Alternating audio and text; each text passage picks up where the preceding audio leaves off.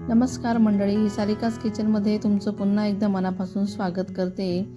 तर कळकळी उन्हात बाहेरून आल्यावर जेव्हा जीव कासावीस होतो तेव्हा शरीराला आणि मनाला थंडावा देणारं सर्वात पहिलं पेय आठवतं ते म्हणजे कैरीचं पन्हं. तर हे कैरीचं पन्हं तुम्ही छान महिनाभर फ्रीजमध्ये साठवून ठेवू शकतात अशा काचीच्या बॉटलमध्ये भरून. पण आज आपण साधं पन्हं नाही तर त्याला एक छान रिफ्रेशिंग ट्विस्ट देऊन पुदिना फ्लेवर कैरी पन्हं बनवणार आहोत. पुदिना केवळ चवच वाढवत नाही तर उन्हाळ्यात पचनशक्तीसाठीही अतिशय उत्तम असतं. हे पन्हं प्यायल्याने उन्हाचा त्रास होत नाही आणि शरीरातील पाण्याची पातळी टिकून राहते. चला तर मग शरीराला ऊर्जा देणारं, उन्हाळ्यातला थकवा घालवणारं थंडगार कैरीचं पन्हं कसं बनवायचं ते आपण बघूया. तर मी इथे घेतलेली आहे कैरी. तर कैरी ही आता पाण्याने छान स्वच्छ धुवून पुसून घेतलेली आहे, कारण त्याला चीक लागलेला असतो म्हणून हाताने छान चोळून त्याला धुवून घ्यायचं आहे. त्यानंतर जर असं साल निघत नसेल तर त्यासाठी सगळ्यात अगोदर सुरीने थोडं साल काढून घ्यायचं आहे, कट करून घ्यायचं आहे. म्हणजे नंतर ज्या वेळेला आपण अशा पद्धतीने साल काढतो तर पटापट साल निघून होतं. तर अशा पद्धतीने मी कैरीचे साल काढून घेते. तर बघा किती छान निघाले की नाही. तर आपल्याला कैरीच्या अशा फोडी करून घ्यायच्या आहे. तर आपण ह्या वेळेला वेगळ्या पद्धतीने कैरी शिजवणार आहोत. तर कैरी ही आपल्याला कुकरमध्ये लावायची नाही आहे, तर तिला स्टीम करायची आहे. तर मी कढईमध्ये छान पाणी उकळून घेतले, त्यावर गाळणी ठेवून घेतलेली आहे आणि त्यात सर्व या कैरीच्या फोडी टाकून घेणार आहे. तर या कैरीच्या फोडी आपल्याला छान मऊ होईपर्यंत शिजवून घ्यायच्या आहेत. कुकरमध्ये डायरेक्ट न शिजवता ही अगदी सोपी पद्धत आहे आणि पटकन शिजून होतं. तर बघा कसली छान मऊ अशी शिजवून झालेली आहे. तर त्याला गार व्हायला ठेवायचं आहे. तर गार झाल्यानंतर आपल्याला हे मिक्सरला छान त्याची बारीक पेस्ट करून घ्यायची आहे. तर बघा आता मिक्सरमध्ये टाकून झालेला आहे गर. त्यानंतर टाकायचा आहे पुदिना. तर पुदिना हा छान स्वच्छ धुवून घेतलेला आहे, त्यात टाकून घेतला आहे. तर पुदिना टाकून तुम्ही हे पन्हं नक्की बनवा, अतिशय चविष्ट लागतं. तर बघा आता हे छान बारीक करून झालेलं आहे.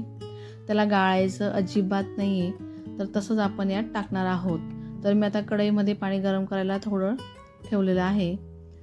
बघा मस्त पेस्ट झाली की नाही आणि कलरही त्याला छान आला आहे आणि चव पण पुदिनाचा त्याला खूप छान येतो.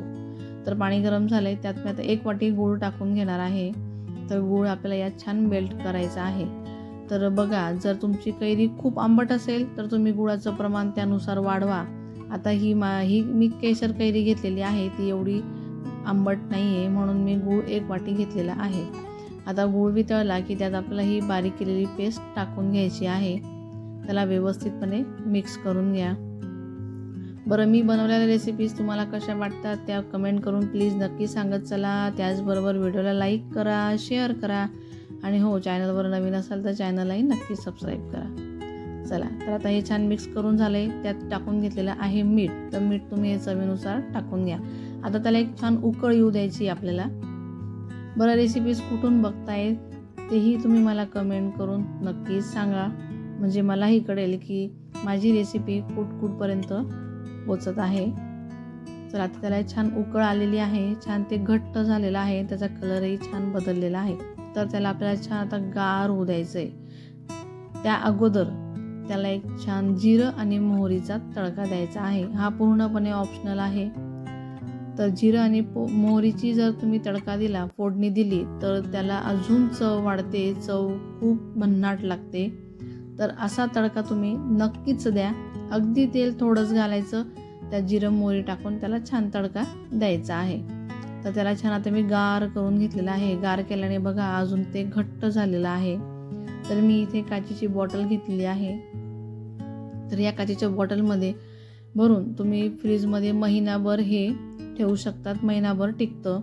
तर फ्रीजमधून बाहेर अगोदर 10 मिनटं अगोदर काढून ठेवायचं, कारण ते खूप गार असतं, खाली बसलेलं असतं, जसा सॉस होऊन जातो तसा. तर याला असं बॉटलने हलवून छान त्याला मिक्स करून घ्यायचं आहे. आता मस्त मी त्याला ग्लासमध्ये अगोदर कैरीचा जो गर आहे तो टाकून घेते. बघा खूप थंडगार होऊन जातं म्हणून थोडंसं लवकर काढून ठेवायचं, म्हणजे पटकन पडतं. तर मी यात साधारण 3-1 चमचे पोह्याचे चमचे तेवढं गर टाकून घेतलेलं आहे. त्यानंतर त्यावर छान असं मस्त थंडगार पाणी टाकायचं. तर आता मी सगळे ग्लास भरून घेतलेत. त्यानंतर त्याला अजून एक आपण फ्लेवर देणार आहोत.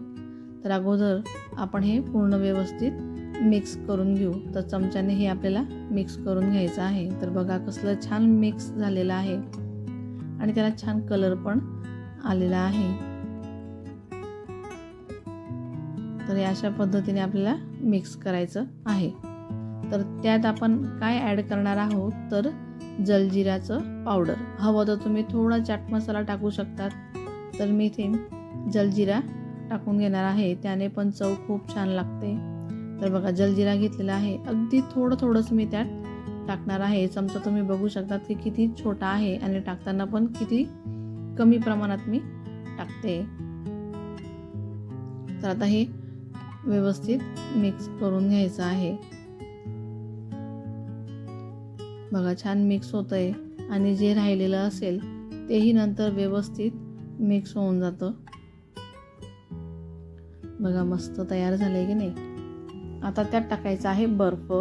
तर मी त्यात बर्फ टाकून घेतलेला आहे. तर तयार झालंय आपलं छान पुदिना फ्लेवरमध्ये कैरीचं पन्ह. तर हे पन्ह तुम्ही छान महिनाभर फ्रीजमध्ये स्टोअर करू शकतात आणि हवं तेव्हा काढून छान उन्हातून आले, थकून आले तर शरीराला थंडावा देणारं हे कैरीचं पन्ह बनवलेलं आहे. तर तुम्ही सुद्धा नक्की बनवा.